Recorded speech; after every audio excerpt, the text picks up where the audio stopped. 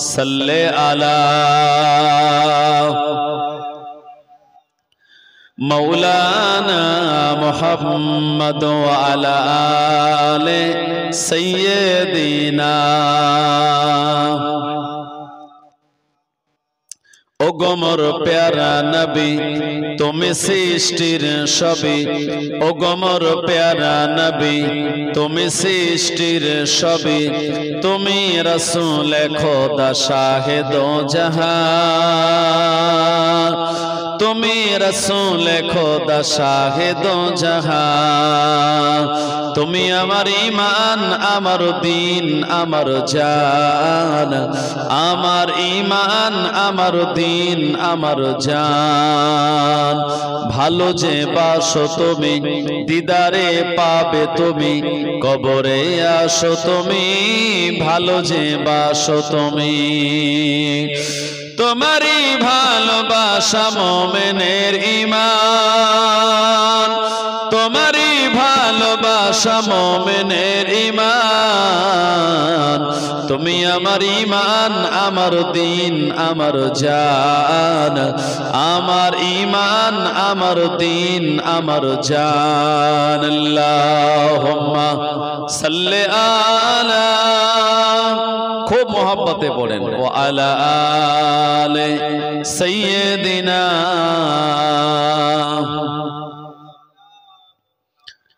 ওই পাহাড়কে যদি প্রশ্ন করো সৃজন করেছে কে তোমারে, ভাষাহীনা এক জবাব পাবে, আমার মালিক সে তো আল্লাহ মহান।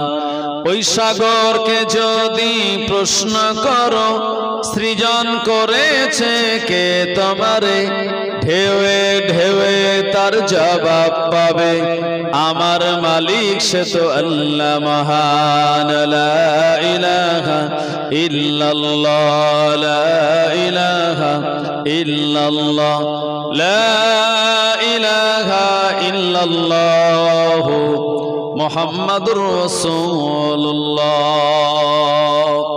সাল্লাল্লাহু আলাইহি ওয়াসাল্লাম।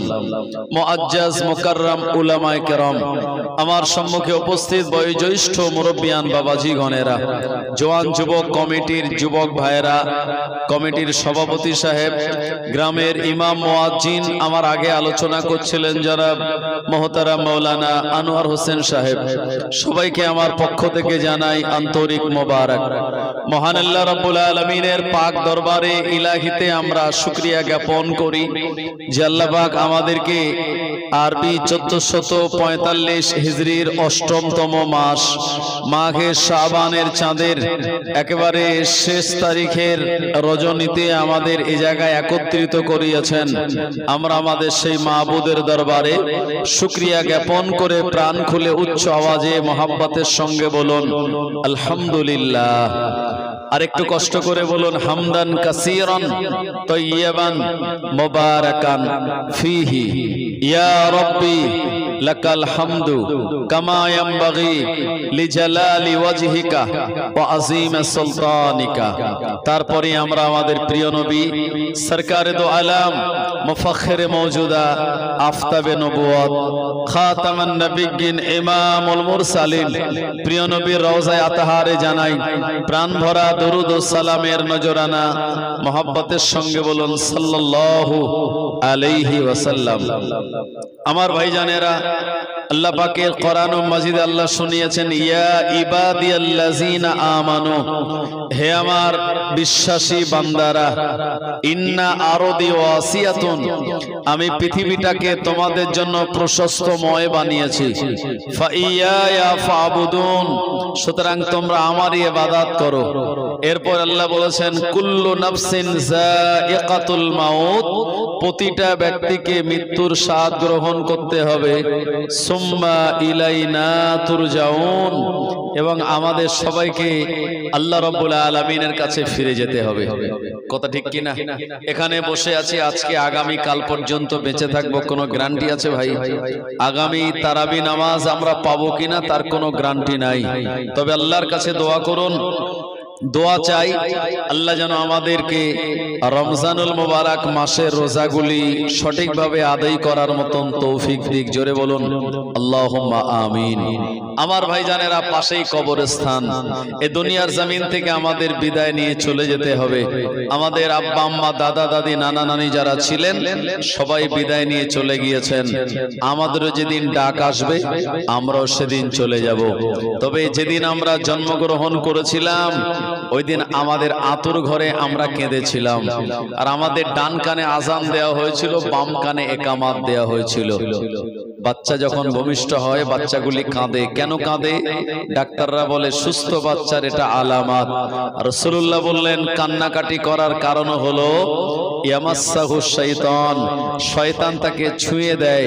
এই বাচ্চাটাকে শয়তান যখন ছোঁয়, বাচ্চাটা মায়ের রেহেমে ছিল, শয়তানকে দেখেনি, শয়তানকে দেখার পর কান্নাকাটি করা শুরু করে।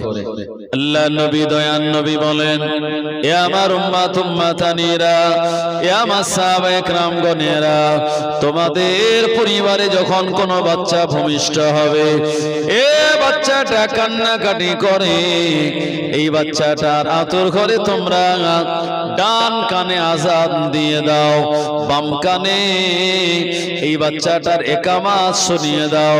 বাচ্চাটা মনে করবে কোন ইহুদি খ্রিস্টানের ঘরে আল্লাহ আমায় জন্ম দেয় নাই, ইমানদার মুসলমানের ঘরে আমার জন্ম হয়েছে। জোরে বলুন ও নবীর উম্মত উম্মাতানিরা, এ আতুর ঘরে যে আজান হয়, এই আজানের পর কোন নামাজ হয় না। আপনি আমি যেদিন দুনিয়া জমিন থেকে বিদায় নেব, মসজিদে যেদিন এলান হয়ে যাবে অমুক গ্রামের অমুক ইন্তেকাল করেছে, তার নামাজে জানাজা হবে জোহরের নামাজের পর। যে মসজিদ থেকে আজান হয় ওই মসজিদে আমাদের মরণের কথা অ্যানাউন্স করা হবে, কি হবে না? একদিন তোমারি নাম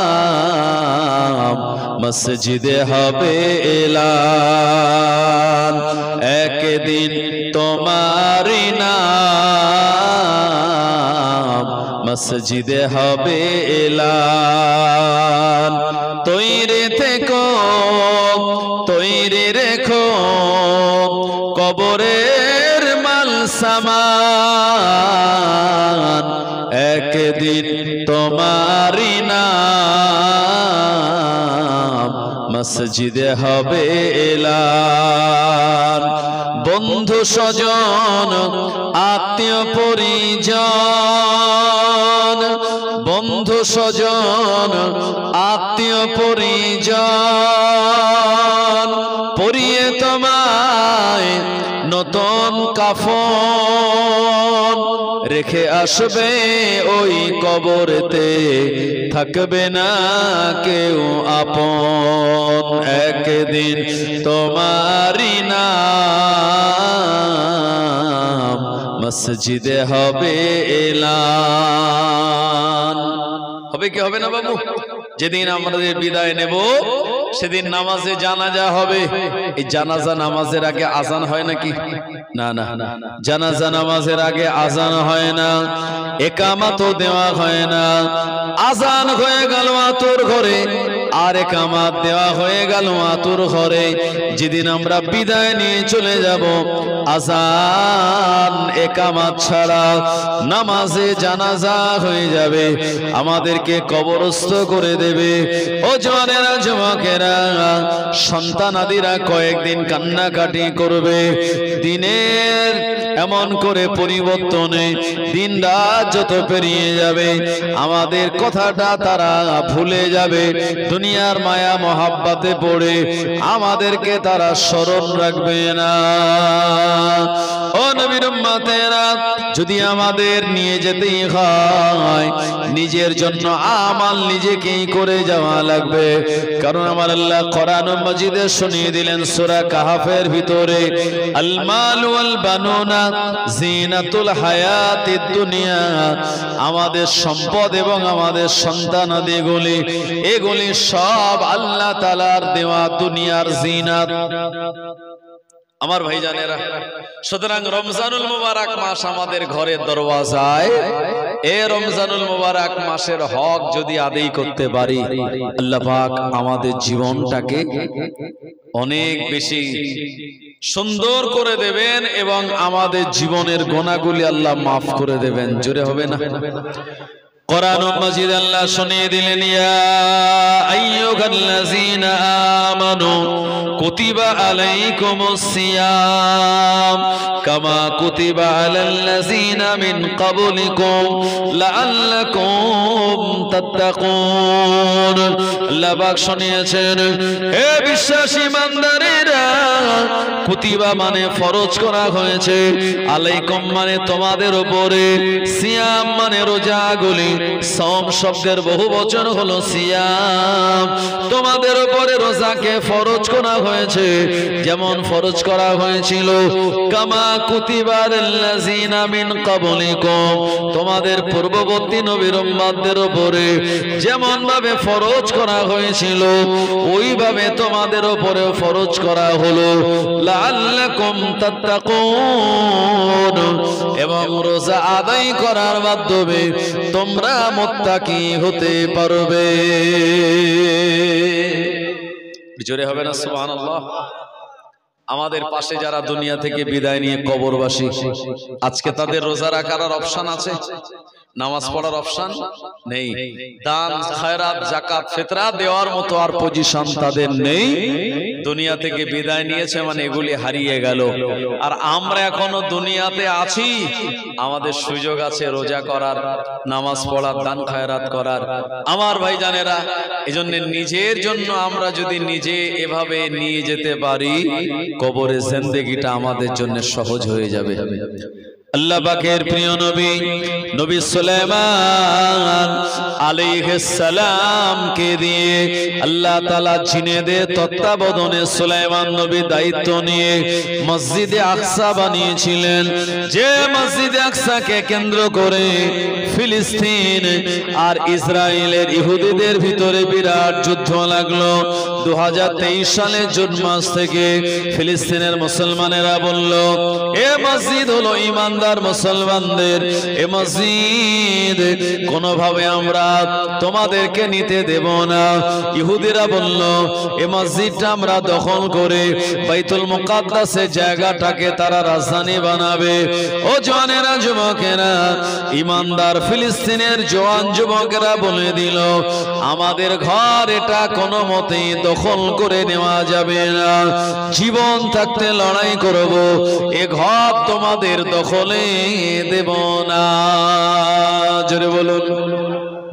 সেই লড়াই আজও চলছে কি চলে না? আমার ভাইজানেরা, এই লড়াই এমন করে যতদিন না নবী ঈসা আলাইহিস সালাম আসবেন ততদিন এই লড়াই চলবে।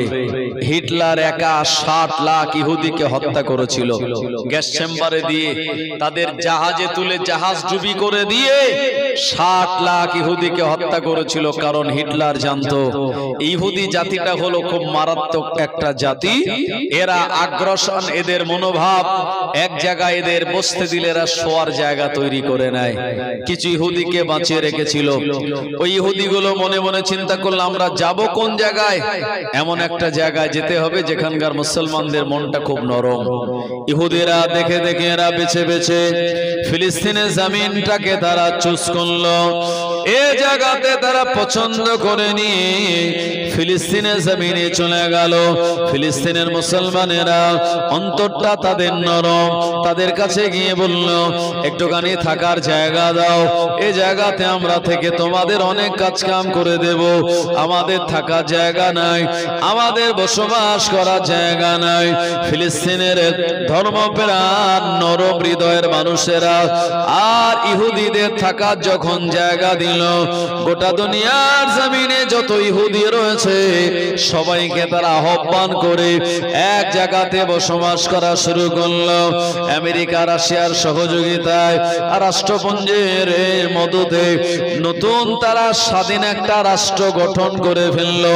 1947 আগের আগে এমন করে ওয়ার্ল্ডের মানচিত্রে এই ইসরায়েল বলে কোন দেশের অস্তিত্ব ছিল না। এরা দখল করা এক জাতি, মুসলমানদের জায়গা এরা দখল করে নিজেদের দেশ বানিয়েছে। আমার ভাইজানেরা, নবী সুলাইমান আলাইহিস সালাতু সালামের দিয়ে বানানো এই মসজিদকে তারা নিতে চায় নিজেদের দখলে, কিন্তু মুসলমানেরা তারা এটা কোনো মতেই ছাড়বে না, জীবন থাকতে, প্রাণ থাকতে। আমার ভাইজানেরা, এমন করে এই বাইতুল মুকাদ্দাস মসজিদ যখন নির্মাণ করা হচ্ছিল সুলাইমান আলাইহিস সালামের দায়িত্বে, সুলাইমান আলাইহিস সালাম জিনেদের বললেন, এ জিন জাতিরা, দুনিয়ার কোন সাধারণ পাথর নয়, তোরা চলে যা সমুদ্রের গভীরে, সমুদ্রের অতল গভীরে তোরা ডুব দিয়ে ওখান থেকে দামি দামি রং বেরঙের কালারের পাথরগুলি নিয়ে এই বাইতুল মুকাদ্দাস নামক মসজিদটা বানিয়ে ফেল। সুলাইমান নবীকে আমার আল্লাহ জিনেদের উপরে তানার রাজত্ব দিয়েছিলেন, বিনা কলে হাওয়ায় চলে তখতে সুলাইমান নবীকে আল্লাহ একটা তক্তা প্রদান করেছিলেন, এক জায়গা থেকে আরেক জায়গায় যাওয়ার জন্য ওই তক্তাটা তিনি ব্যবহার করতেন। সুলাইমান আলাইহিস সালাম মসজিদ নির্মাণ করাচ্ছেন জিনেদেরকে দিয়ে। এমন সময় দেখা গেল আল্লাহ তাআলা দেওয়া তানার নির্ধারিত হায়াত বয়সটা শেষ হয়ে গেল।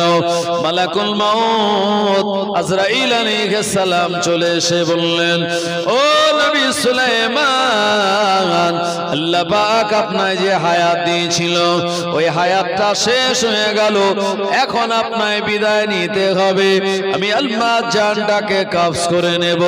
নবী সুলাইমান আলাইহিস সালাম বলেছিলেন, ও মালাকুল মাউত, আল্লাহ পাক আমায় দায়িত্ব দিয়েছে মসজিদ বানানোর, এই মসজিদটা এখনো তৈরি হয়নি, মসজিদ ইনকমপ্লিট অবস্থাতে রয়েছে, এখন যদি আমার মরণ হয় এই মসজিদ কেমন করে তৈরি হবে?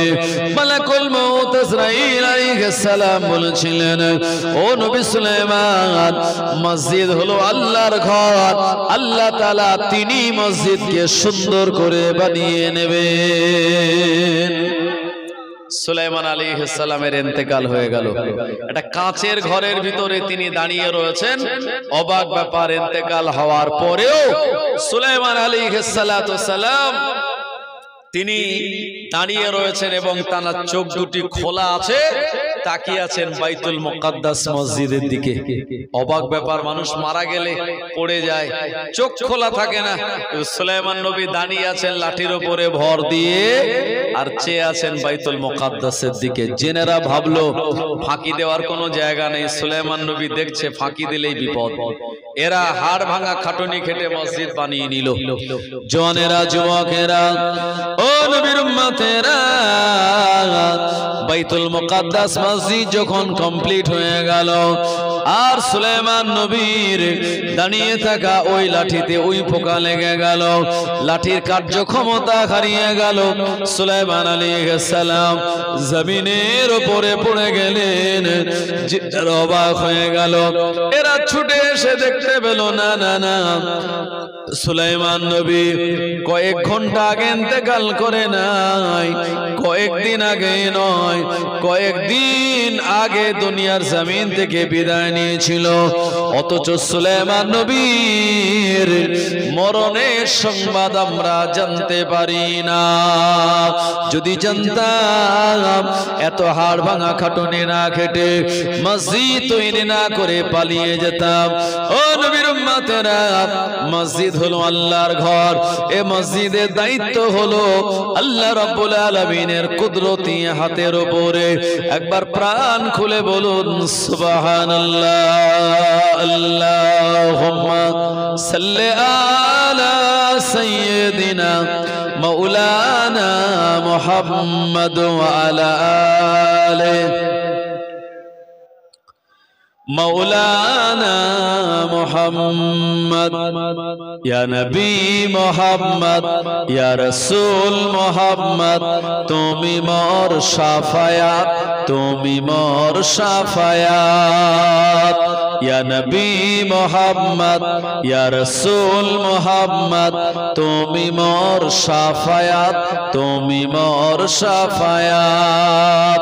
পেলে দিদার একটিবার তোমাকে খোদার কসম কলিজার মায়া দিয়ে তখন ধোয়াবো তোমার কদম ওয়েস করনি দেখেনি ভাঙে ইশকে সকল দাঁত তুমি মোর শাফায়াত তুমি মোর শাফায়াত ইয়া নবী মুহাম্মদ ইয়া রাসূল মুহাম্মদ তুমি মোর শাফায়াত তুমি মোর শাফায়াত কোরআন দেখ 101 আল কোরআনে নবীর নাম দুটি কম আল্লাহর নাম 99 গিয়ে থাম কুসুমবিহীন দেখো ডিম এর পাবে না কোনো স্বাদ তুমি মোর শাফায়াত তুমি মোর শাফায়াত ইয়া নবী মুহাম্মদ ইয়া রাসূল মুহাম্মদ তুমি মোর শাফায়াত তুমি মোর শাফায়াত আল্লাহুম্মা সাল্লি আলা সাইয়্যিদিনা মাওলানা মুহাম্মদ ওয়া আলা আলি সাইয়্যিদিনা আমার ভাইজানেরা সোনামানিকেরা এই যে নামাজে তারাবি আগামী কাল আমরা পড়ব এটা ওমরে ফারুকের জামানা থেকে শুরু হয়েছিল ওমরে ফারুক রাদিয়াল্লাহু আনহু বললেন এই রমজান মাসে তারা এদিক ওদিকে ইতি বিক্ষিপ্তভাবে নামাজ আদায় করবে এটা বেমানান ওমরে ফারুক তিনি দায়িত্ব নিয়ে নিজে নামাজে জানা আপনার তারাবি নামাজের ইমামতি করলেন এবং সাহাবীদের বলেন আজ থেকে একা একা নয় আজ থেকে আমরা সবাই সম্মিলিতভাবে মদিনার মসজিদে আমরা 20 রাকাত করে তারাবি নামাজ আদায় করব সেই সময় থেকে চলে আসছে আজকে তারাবি হচ্ছে মক্কাতুল মুকাররমায় কাবা বাইতুল্লাহ মদিনাতুল মুনাওয়ারায় সেখানেও 20 রাকাত তারাবি হয় একবার জোরে বলবেন না সুবহানাল্লাহ কারণ ওমরে ফারুক রাদিয়াল্লাহু আনহু তিনি এমন একজন সাহাবী জানার অনেক কথা শরীয়তে আইন হয়ে গিয়েছে আল্লাহ পাকের নবী পছন্দ করে কথাগুলির সম্মতি দিয়েছেন আরেকবার জোরে বলুন সুবহানাল্লাহ ওমরে ফারুক রাদিয়াল্লাহু এমন একজন নেতা তিনি খলিফা হতে চাইলেন না জনগণ তাকে ছাড়বে না ওমরে ফারুককে জোর করে যখন খেলাফতের গদিতে বসিয়ে দিয়েছে রাতের বেলা ওমরে ফারুক রাদিয়াল্লাহু আনহু তিনি এমন করে না ঘুমিয়ে চারিদিকে খোঁজ খবর নিয়ে দেখতেন আমার রাজত্বে কেউ কষ্টে আছে কিনা আল্লাহ নবীর প্রাণপ্রিয় সাহাবী ওমরে ফারুক রাদিয়াল্লাহু আনহু রাতের বেলা এশার নামাজ আদায় করে বেরিয়ে পড়লেন কেউ বিপদ আপদ মুসিবতের ভিতরে আছে কিনা কারোর অভাব অনটন আছে কিনা ও জানেরা যুবকেরা রাত গভীর হয়ে গেল ওমরে ফারুক রাদিয়াল্লাহু আনহু একজন মহিলার বাড়ির পাশ দিয়ে তিনি হেঁটে হেঁটে যাচ্ছিলেন হঠাৎ করে ওই বাড়ির ভিতর থেকে পাথরের ভিতরে হাড়ির ভিতরে পাথর দিয়ে নাড়াচাড়া করার আওয়াজ পাওয়া যায় মাসুম বাচ্চাদের কান্নার আওয়াজ ওমরে ফারুকের কানে চলে গেল আল্লাহর নবীর প্রাণপ্রিয় সাহাবী ওমরে ফারুক রাদিয়াল্লাহু আনহু ওই মহিলার বাড়ির দরওয়াজায় গিয়ে সালাম দিলেন জবাব আসলো ওয়া আলাইকুস সালাম ওমরে ফারুক বললেন মা আজকে এত রাতের বেলা এই মাসুম বাচ্চাগুলি কাঁদে কেন এই বুড়ি মা বলেছিলেন ও নবী সাহাবী উমর আমার সন্তান জিহাদের ময়দানে গিয়ে শহীদ হয়ে গিয়েছে আমার বেটা জিহাদের ময়দানে গিয়ে শহীদ হয়ে আল্লাহ জান্নাতে চলে গিয়েছে আমার বৌমাটা অন্যত্র বিবাহ করে নিয়েছে আমি নাতিপুতি নিয়ে বড় বিপদের ভিতরে পড়লাম ও নবী সাহাবী উমর এই রকম বিপদ আপদের সময় আমার মুসিবতের সময় আমার ঘরে কোনো টাকা পয়সা নাই কোনো চাল ডাল নাই অথচ মাসুম বাচ্চাগুলি তারা কাঁদে আমি তাদের দাদি হয়ে কেমন করে কান্না সহ্য করি এই কারণে আমি হাড়ির ভিতরে কিছু পাথর নিয়ে নড়াচড়া করে এই পাথরটার আওয়াজ শুনে ওদের মনে সান্ত্বনা পায়। একটা সময় কেঁদে কেঁদে ঘুমিয়ে পড়বে, আর আমি বুড়িমা তাদের পাশে ঘুমিয়ে যাব। আহা কি অভাব ছিল। বুড়িমা বলছেন আমার শরীর বয়স হয়ে গেছে, আমি আর কাজ কাম করতে পারি না, ইনকাম আমি করতে পারি না, আমার এই আদরের নাতিপুতি গুলো নিয়ে আমি খুব বিপদের ভিতরে দিন কাটাচ্ছি, কিভাবে এদেরকে আহার তুলে দেব আমি কিছুই বুঝতে পারি না। ওমরে ফারুক রাদিয়াল্লাহু আনহু এই বুড়িমার মুজবান থেকে কথাটা শুনে তার চোখ দিয়ে আর পানি গড়িয়ে যায়। ওমরে ফারুক রাদিয়াল্লাহু আনহু বলেছিলেন, ও বুড়িমা, বুড়িমা আপনি অপেক্ষা করুন, আমি আপনার পরিবারের বাচ্চাদের জন্য বাইতুল মাল ইসলামী কোষাগার থেকে আমি নিয়ে আসি, খাদ্য খোরাক টাকা পয়সা নিয়ে আসি। ওমরে ফারুক রাদিয়াল্লাহু আনহু নিজে চলে গেলেন, আর বাইতুল মাল ইসলামী কোষাগার থেকে এক বস্তা তিনি আটা নিজের কাঁধেতে তুলে নিলেন, এক বস্তা আটা নিজের কাঁধে তুলে নিলেন, আরো কিছু খাদ্য খোরাক নিয়ে গুটি গুটি পায়ে আল্লাহ নবী সাহাবী ওমর রাদিয়াল্লাহু আনহু এমন করে মহিলার বাড়ির দরওয়াজায় পৌঁছে গেল।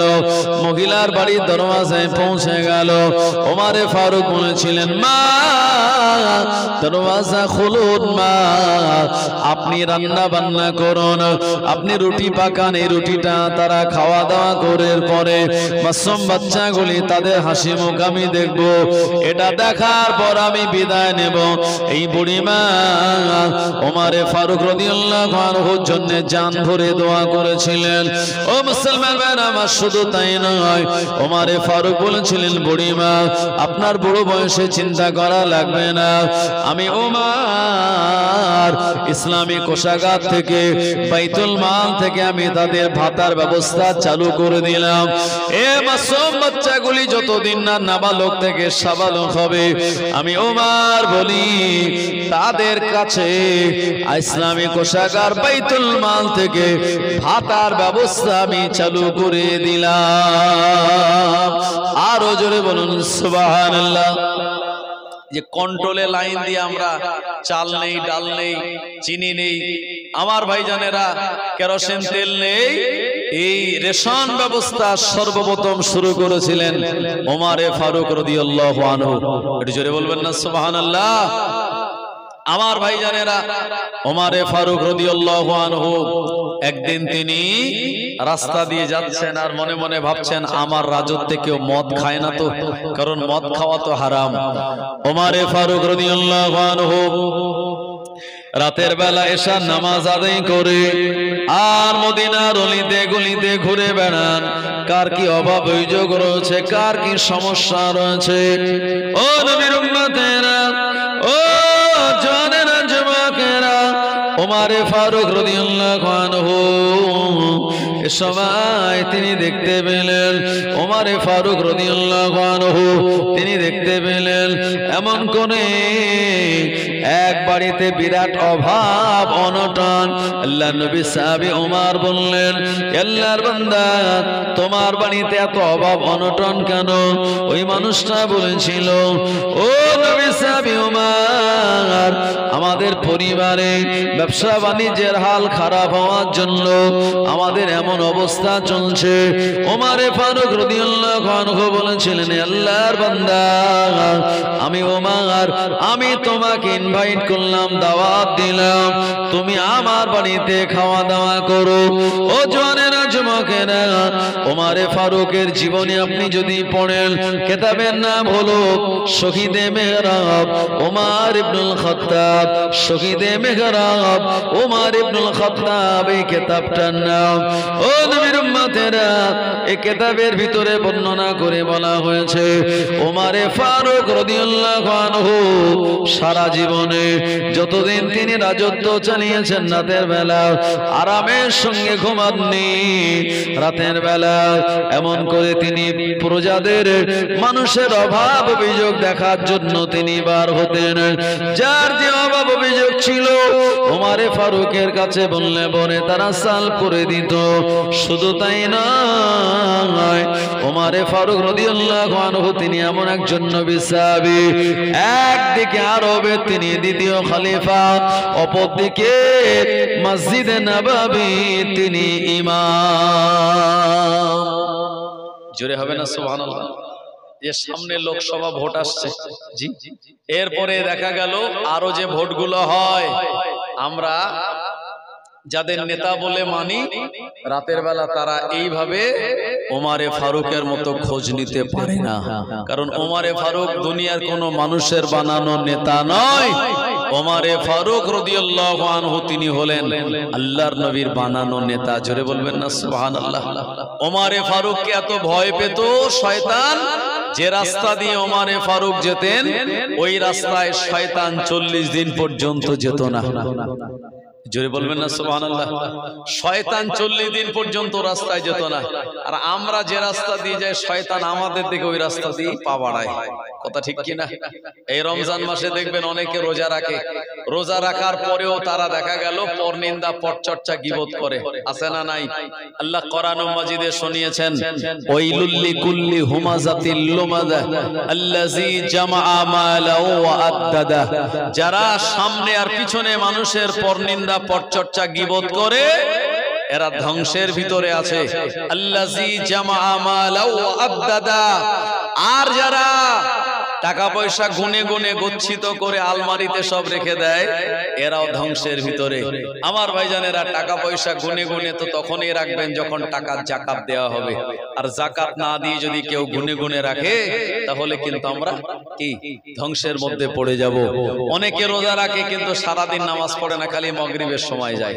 আছে না নাই? আবার অনেকে দেখা গেল রোজা রাখে বটে, নামাজ পড়ে, তবে আল্লাহকে রাজি করানোর জন্য নয়, লোক দেখানো নামাজ পড়ে। আছে না নাই? অনেক মানুষ খুঁজে পাওয়া যাবে বাড়ি নামাজ পড়ে না, কুটুম বাড়ি গেলে এক হপ্তাহ কাজা করে না। জি, হাজী সাহেব হজ থেকে একটা বড় পাঞ্জাবি এনে দিয়েছিল, তো ওই পাঞ্জাবিটা পরে একটু বেই সাহেবের বাড়ি গিয়েছে। তো বেই সাহেবের বাড়ি মাগরিবের নামাজের সময় গেল। বেই সাহেব বলছে, যাক এসেছেন খুব ভালো হয়েছে আলহামদুলিল্লাহ, চলুন মসজিদ থেকে নামাজটা পড়ে তারপরে বাড়ি গিয়ে খাওয়া দাওয়া হবে। বললো ঠিক আছে চলেন। আর মসজিদে গিয়ে দেখে মসজিদে ইমাম সাহেবের সাপ্তাহিক ছুটি, ইমাম সাহেব বাড়ি গেছে। আমার ভাইজানেরা, এখন ইমাম যেদিন বাড়ি যায় মসজিদের মুসল্লিরা তারা কোন রকম একটু চালিয়ে নেয়, তাদের ভিতরে যে একটু ভালো পারে